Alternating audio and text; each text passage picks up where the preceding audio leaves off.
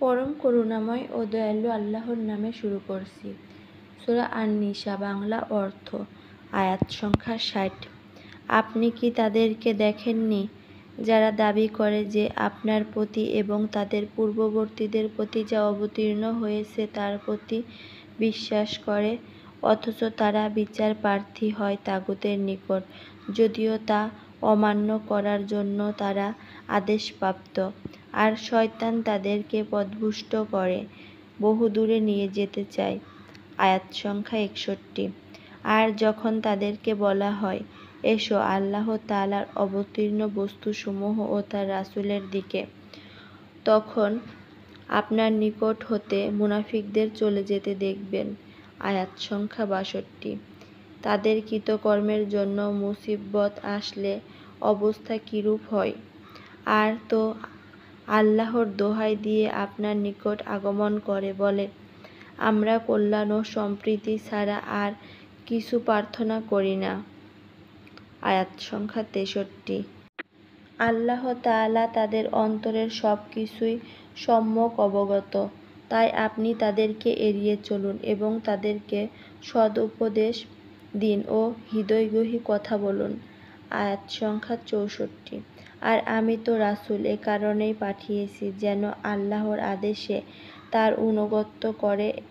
তারা নিজেদের প্রতি জুলুম করার পর যদি আপনার কাছে এসে আল্লাহর কাছে ক্ষমা চাইত এবং রাসূলও ক্ষমা চাইতেন, তবে তারা আল্লাহকে ক্ষমাশীল দয়ালু পেত। আয়াত সংখ্যা ৬৫।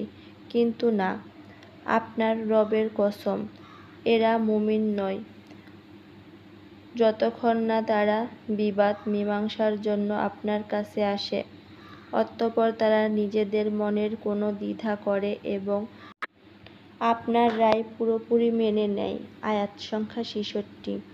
যদি তাদের ওপর ফরজ করতাম যে আত্মহত্যা করো বা দেশান্তর হও, তবে তাদের কিছু লোক ছাড়া কেউ তা করত না। যদি তারা তা করত যা করতে তাদেরকে উপদেশ দেওয়া হয়, তবে যদি তারা পালন করত তবে তাদেরই কল্যাণ এবং দৃঢ়তার কারণ হতো। আয়াত সংখ্যা ৬৭। আর যখন আমি নিজেও তাদেরকে মহাপুরস্কার প্রদান করতাম। আয়াত সংখ্যা ৬৮। আর আমি তাদেরকে সরল পথ প্রদর্শন করতাম।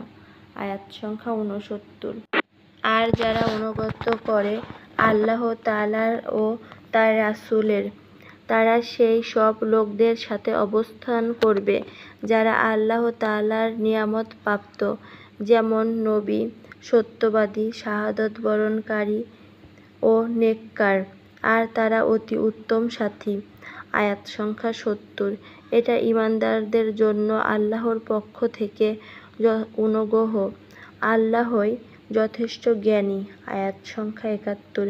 হে ঈমানদারেরা, সাবধানতা অবলম্বন করো, তারপর বেরিয়ে পড়ো পৃথক পৃথক ভাবে অথবা সম্মিলিতভাবে। আয়াত সংখ্যা ৭২।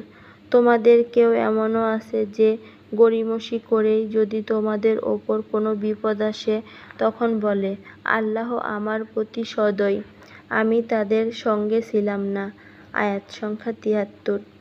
আর যদি তোমাদের প্রতি অনুগ্রহ হয় আল্লাহর পক্ষ থেকে, তখন এমনভাবে বলে যেন তোমাদের ও তাদের মাঝে কোনো সম্পর্ক নেই। হায়, আমি যদি সঙ্গে থাকতাম তবে মহালাভে লাভবান হতাম। আয়াত সংখ্যা ৭৪। অতঃপর তারা যেন আল্লাহর পথে যুদ্ধ করে যারা দুনিয়ার জীবনকে বিক্রি করে পরকালের বিনিময়ে। সুতরাং আল্লাহ তাআলার পথে যুদ্ধ করে যে কেউ নিহত হোক বা বিজয়ী হোক, তাকে মহা প্রতিদান প্রদান করব। আয়াত সংখ্যা ৭৫। তোমাদের কি হলো যে তোমরা আল্লাহর পথে যুদ্ধ করো না সেই সব অসহায় নর-নারী ও শিশুদের জন্য যারা বলে, হে আমাদের রব, এ জনপদ হতে আমাদেরকে বের করুন, যার অধিবাসীরা ভয়ানক জালিম। আমাদের জন্য আপনার নিকট হতে অভিভাবক নির্ধারণ করে দিন, আর আপনার পক্ষ থেকে আমাদের জন্য সাহায্য নির্ধারণ করে দিন। আয়াত সংখ্যা ৭৬। যারা ঈমান এনেছে তারা আল্লাহর পথে যুদ্ধ করে, পক্ষান্তরে যারা কুফরি করে তারা যুদ্ধ করে তাগুতের পথে। অতএব তোমরা শয়তানের বন্ধুদের বিরুদ্ধে যুদ্ধ করতে থাকো, অবশ্যই শয়তানের প্রচেষ্টা অত্যন্ত দুর্বল। আয়াত সংখ্যা ৭৭। তুমি কি তাদেরকে দেখনি যাদেরকে বলা হয়েছিল, তোমরা তোমাদের হাত সংযত রাখো আর কায়েম করো নামাজ এবং যাকাত প্রদান করো। তাদেরকে যখন যুদ্ধের বিধান দেওয়া হবে তখন তাদের একদল আল্লাহকে ভয় করার মতো মানুষকে ভয় করবে অথবা তদপেক্ষা বেশি, আর বলল, হে আমাদের রব, কেন আমাদের ওপর যুদ্ধের বিধান দিলে? যদি আরও কিছু দিনের অবকাশ আমাদের দিতেন। বলুন, পার্থিব ভোগ কিঞ্চিৎ মুত্তাকীদের জন্য পরকালের উত্তম, আর তোমরা সুতা পরিমাণও অবিচার পাবে না। আয়াত সংখ্যা ৭৮। তোমরা যেখানেই থাকো না কেন, মৃত্যু তোমাদের অবধারিত।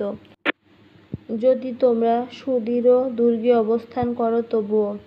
আর যদি তাদের কোনো কল্যাণ হয় তবে বলে, এটা আল্লাহর পক্ষ হতে হয়েছে, আর যদি মন্দ হয় তবে এটা আপনার কারণে হয়েছে। আপনি তাদের বলে দিন, সবাই আল্লাহ তাআলার পক্ষ হতে হয়ে থাকে। তবুও এসব লোকদের কি হলো যে তারা কোনো কথাই বুঝতে চায় না? আয়াত সংখ্যা ৭৯। তোমার প্রতি যে কল্যাণ হয় তা আল্লাহর পক্ষ হতে, এবং তোমার যে অকল্যাণ হয় তা তোমার নিজের কারণে হয়। আয়াত সংখ্যা ৭৯। তোমার প্রতি যে কল্যাণ হয় তা আল্লাহর পক্ষ হতে হয়, এবং তোমার যে অকল্যাণ হয় তা তোমার নিজের কারণে হয়। আর আমি সকল মানুষের জন্য আপনাকে রাসূল রূপে প্রেরণ করছি, আল্লাহর সাক্ষীকেই যথেষ্ট। আয়াত সংখ্যা ৮০।